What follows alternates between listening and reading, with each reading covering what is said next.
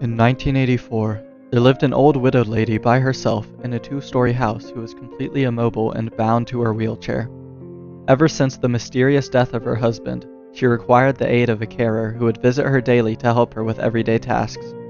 What made it even more difficult was the fact that the two floors of the house were only connected by an old staircase inside. When the old lady needed to move between the two, the carer would have to carry her frail body like an infant up and down the stairs. One day, the police received a call from the widow. There had been a murder.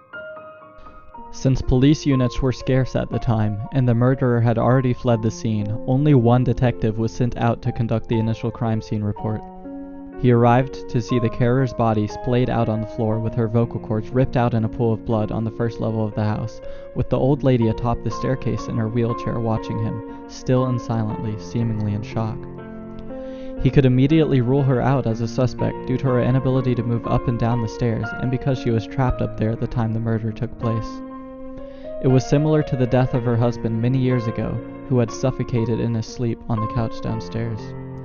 The detective put on his gloves, took photos, swabbed for evidence, and covered the body until the coroner arrived later, all routine business. He scoped the house downstairs for any clues, then asked the old lady if she could help look upstairs. She insisted that she was upstairs the whole time and no one apart from her had been up there that day, but regardless of this, the detective ascended the staircase, to which she hesitantly moved aside. Beyond the staircase, there was a narrow corridor with 3 closed doors along it. He checked behind each of the doors. The empty bedroom? Nothing. The bathroom? Nothing. He became anxious as he slowly made his way to the final bedroom where the old lady slept. He opened it and everything looked normal.